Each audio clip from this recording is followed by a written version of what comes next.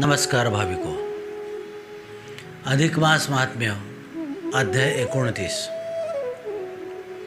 मागील अध्यायामध्ये आपण एका भिल्लिनीने कशा प्रकारे प्रतिवर्ता असल्याचं प्रतीक दाखवलं आणि त्या द्विशर्मा ब्राह्मणाच्या मुलाच्या अंगाचा दाह कमी केला ते आपण बघितलं. आज आपण उद्यापन कसं करावं हे बघणार आहे. कोणतेही व्रत केलं की उद्यापन कसं करावं त्याविषयी आपण बघणार आहोत. श्री गणेशाय नमः. ओम नमो जी अपरिमिता आदि अनादि मायातीता षड्विवेका गुणरहिता सर्वनिरंजना तू तव सकळ चाळक हृदयस्था अप्रमेयाद्वैतावस्था चरणी तव माझा माता दीनबंधो अनाथनाथा. अनाथांचा तो नाथ येतो ब्रीद त्रिभुवनी विख्यात ऐस्या सदा घडे विपरीत येते मातानुपम्य देवा. संसार्यामुची आपुदा रोगे व्याप्त सकळ संपदा कौतुक पासी गोविंदा हे तव ब्रीदा विलक्षण. दुर्जनी आम्हा ते गांजावे निरपराधे छळावे ते तव तुवालो अवलोकावे उचित केशवा न शोभे. आसो आमुचाची भोग पायी तुझरी बोल ठेवून काही जैसे असेल माझे दैवे तेच पदवी सुखी भोगू. ऐका श्रोते हो समस्त श्री कृपाबुळे ग्रंथ संपूर्ण हो आला येथ असो अवगत इत्यंबत. नारायण उवाच शृणु सुंदरी भक्ष्यामि व्रतमामुत्तमं व्रतं कथितं त्वद्धितार्थाय सर्वलोकोपकारकम्. यदा भवेत् व्रतं पूर्णं तदोत्यापनमाचरत् विना उद्यापनयो येन तस्य सर्व विनश्यति. लक्ष्मी प्रते वदे नारायण जे व्रताचरण पूर्ण तरी बरवे की जे उद्दीपन नळघडी तरी निर्फळ जाणीजे. उद्यापन केलिया सगळं लाभे तयाचे पूर्ण फळ जैसे बीज पेरिता कृषीवळ फळ लाभे राशीवर. मग लक्ष्मी ओ जे स्वामी कैसे उद्यापन कीजे आम्ही ते सकळ निवेदावे तुम्ही कैसा विधी ते समग्र. ऐकुनी लक्ष्मीचे वचन बोलता झाला जनार्दन म्हणे ऐका हो एकाग्रमन अत्यादरे सुंदरी. तुवा जे जे आम्हा प्रश्निले ते ते सर्वही निवेदिले परमोपकारणीये भले बोल चांगले तुझे हे. संपूर्ण मासवरी हे व्रत अथवा द्विरात्री त्रिरात्री आचरत किंवा एके दिनी आचरत तरी उद्यापन नेमस्त करावे. आता उद्यापन ते कैसे कीजे तेही सांगतो ऐकीजे. संपूर्ण मास भरता जाणीजे उद्यापन विधियुक्त. प्रातःकाळी उठून या स्नानविधी नित्य नेम करून या देवदेवतार्चन सारून या उपहरी हे क्रिया आचरिजे. आणून या कर्दळे स्तंभ मंडप उभविजय सुप्रभ गुडिया तोरणे उभवी नव नानाविध वाद्यपै. स्थापोनिया सर्वतो भद्र रंगमाळा चित्रविचित्र घालून केजे यंत्र विचित्र अतिसुंदर मध्यभागी. तयावरी कलश स्थापुने सुवर्ण प्रतिमा करुनी पुरुषोत्तम देवता म्हणून स्थापिजे ते स्थानी आदरे. मग यथा सांग षोडशोपचारी पूजा कीजे अति आदरी गंधाक्षित पुष्प सुवासितवरी परिमळ धूसरी अर्पावी.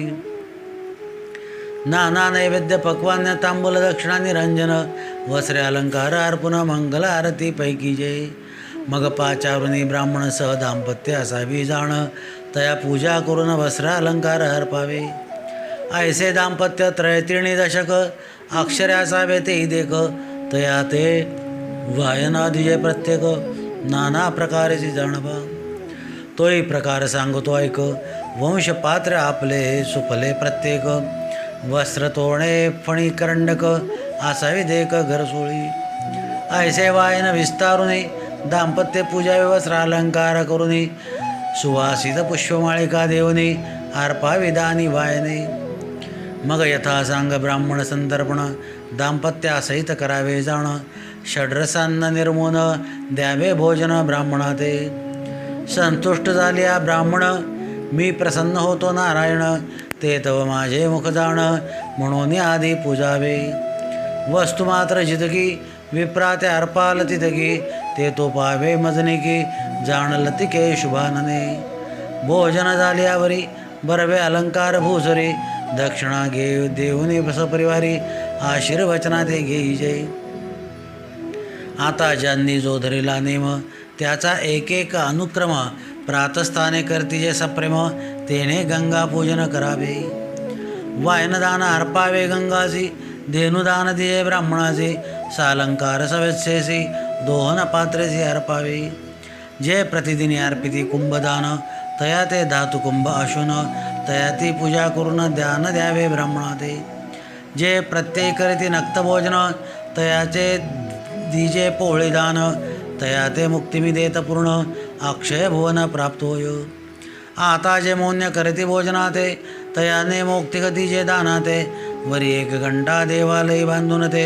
करिता पुण्य अगम्य प्रत्यही अर्पदाधिपदानाती रौप्य पात्री सुवर्णवाती आज्येसी प्रतिपाद्ये धान्युगती पूजो निविप्राते अर्पिजे अथवा विस्तीर्ण समाई धातूची असावी बरवी सकृतेसी पाजाळूनी पूजावी मग अर्पावी ब्राह्मणाते आता मासवरी पुराण श्रवण करिता संपूर्ण अथवा पंचत्रय दिन गडे श्रवण शेवटी जरी संपूर्ण मासवरी जाण जया ते घडले नाही श्रवण तयाने शेवटीला अध्याय ऐकता पूर्ण लाभे संपूर्ण फळ तयाते मग वाचकाची पूजावरवी यथा दुगती करावी वस्त्रालंकारे अर्पावी दक्षिणा द्यावी यथोचित व्यासस्वरूपी तयाते जाणून आदर की जैव पूजन व्यासरूपी नारायण ते पूजन मज पावे जे जे काही अर्पित वाचक ते ते मज येण वाच प्रत्यर्थ देख मी तया भाविका स्वपती देखा स्थापित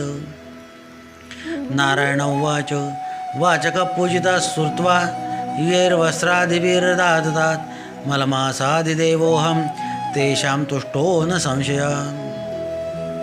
ऐसे जे करीती वाचकाचे पूजन तयावरी संतुष्ट मी नारायण व्याधी पीडा रोग तया लागून न बाधी जाण तया लागी आधी व्याधी जरा मृत्यू न बाधी तया आघात तया कुळी वैधव्याची मात बोलूच नये सर्वता स्त्रियांते सौभाग्यवर्धन इच्छिला भ्रतार पावे पूर्ण पोटी होय पुत्र संतान अतिसुलक्षण पूर्णायुषी दारिद्र्य होय भाग्यवंत ऋणार्थ्या ते ऋणमुक्त धनार्थ्या ते धनप्राप्त पुत्रार्थ्या ते पुत्र होई एवं संपूर्ण व्रत आचरिता तयाचे पूर्ण करिता मनोरथा इच्छिले फल दे समर्था स्वय अनंता मी तया ते बघ लक्ष्मी विचारते देवा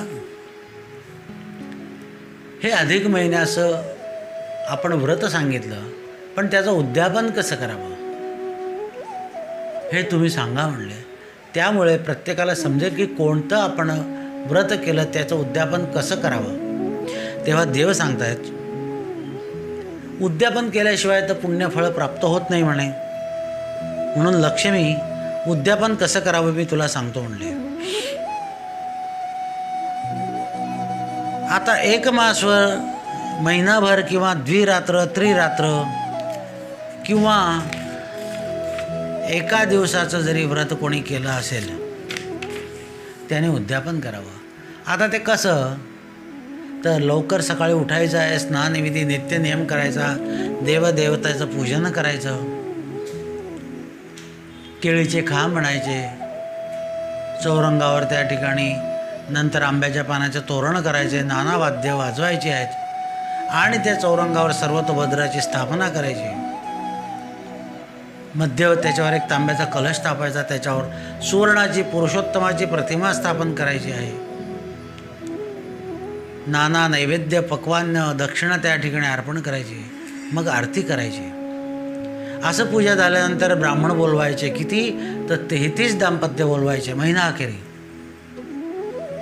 त्यांना वायन द्यायचे सवाष्णींना वंशपात्र सुपलं त्याच्यामध्ये फणी करंडा गरसोळी असं वायन घ्यायचं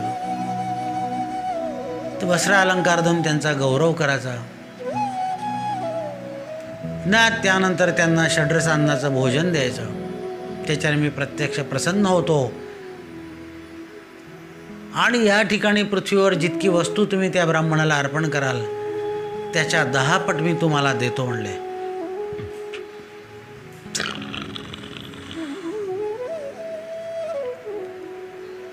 मग भोजन झाल्यावर त्यांना दक्षिणा द्यायची, त्यांचे आशीर्वाद घ्यायचे. आता कोणी कसा नेम घेतला त्याने बघायचं. जो रोज समजा स्नान करायचं असेल, गंगा स्नान, तर त्याने गंगापूजन करायचं, गंगेला वायन द्यायचं. त्याच्यानंतर गोदान करायचं आहे. आता जो म्हणले प्रतिदिवस कुंभदान करायचा, मातीचा असो कसला असो, त्याने महिना अखेरी म्हणले धातूचा कुंभ घ्यायचा, त्याची पूजा करायची. त्यानंतर कोणी नक्त भोजन करत असेल तर त्याने पोवळं दान द्यायचं. पोवळं दान दिल्याने मुक्ती मिळते म्हणले. आणि जो मौनाने भोजन करत असेल त्याने मोती दान द्यायचा आणि 1 घंटा देवालयामध्ये बांधायची असते. आता जो रोज दीपदान करत असेल त्याने महिन्याच्या अखेरी 1 चांदीचा दीप घ्यायचा, तूप वगैरे घालून ते ब्राह्मणाला अर्पण करायचा, किंवा 1 मोठी धातूची समई घेतली तरी चालेल, ती ब्राह्मणाला दान द्यायची. आता कोणी महिनाभर पुराण कथा ऐकला असेल किंवा समजा 5 दिवस त्याने ऐकले, नाही महिनाभर घडले, किंवा त्याने शेवटचा अध्याय जरी अवतरणिकेचा ऐकला आहे तरी त्याला तेवढेच पुण्यफळ प्राप्त होते. मग अशी वाचक कथा ऐकल्यानंतर वाचकाची जे ब्राह्मण असतात त्यांची पूजा करायची, वस्त्र अलंकार द्यायचे, दक्षिणा देऊन त्यांचा नमस्कार करायचा, व्यासरूपी समजून त्यांचा नमस्कार करायचा. आणि त्या वाचकाला तुम्ही जे जे या ठिकाणी दान द्याल ते मला प्राप्त होतं म्हणले. आणि त्या व्यक्तीला मी स्वतः वैकुंठ प्राप्त करून देतो. अशा प्रकारचे जे वाचकाचे पूजन करतात त्याच्यावर मी प्रसन्न होतो. त्या घरामध्ये कसले रोग होत नाही, पीडा होत नाही, अपमृत्यू होत नाही, त्या घरामध्ये कधी कोणी विधवा होत नाही, स्त्रियांना अखंड सौभाग्य प्राप्त होतं. ज्याला पुत्रसंतती नसेल त्याला पुत्र होतो म्हणले. ज्याला कर्ज झालं असेल तो कर्जमुक्त होतो. जी काही चांगली इच्छा आपल्या मनामध्ये असेल ते परमेश्वर पूर्ण करतो म्हणले. अशा प्रकारे उद्यापन करायचं. ऐसे लक्ष्मीप्रती कथन स्वयंवदला नारायण, त्याची तुम्हा श्रोत्या लागून केले निवेदन सर्वही. या लागी भावार्थ धरुनी व्रत आचरावे सज्जनी, आचरता न सोडियो भामिनी मध्यंतरी व्रताते. व्रत संपूर्ण होता मध्यच सोडजे तत्वता, हीन आयुष्य क्षीणता प्राप्त होय जाणिजे. व्रत संपूर्ण 1 मास, अथवा आचरावे 5 दिवस, अथवा आचरता 3 दिवस, अथवा दिवस 1 पै. परी संपूर्ण लाभे फळसिद्धी, आणि केली पाहिजे यथाविधी. उद्यापने नानाविधी करता सिद्धी लाभेल. ते संसारी न भोगती आपदा, प्राप्त होय सकळ संपदा. श्रियांते वैधव्याची बाधा, जगटे ना कालत्रयी. अशा प्रकारे म्हणले व्रत घेतलं कोणी महिनाभर करायचं. महिनाभर ठरवलं तर ते मध्ये सोडायचं नाही म्हणले, त्याच्याने आपलं आयुष्य कमी होतं. कोणी 5 दिवस करा, 3 दिवस करा, 1 दिवस करा, पण मनापासून जर तुम्ही केलं, अगदी भावनेने केलं, तर तुम्हाला फळसिद्धी प्राप्त होते. आणि ते या संसारामध्ये कधी त्यांना संकट येत नाही, कुठलंही दुःख त्यांना भोगावं लागत नाही. असं हे म्हणले अधिक महिन्याचं व्रत आहे. इथे श्री अधिक मास महात्म्य ग्रंथ पद्मपुराणाचे संमत मनोहर सुत विरचित 39तमोऽध्याय गोडः. गोपाल कृष्ण भगवान की जय. पुरुषोत्तम भगवान की जय.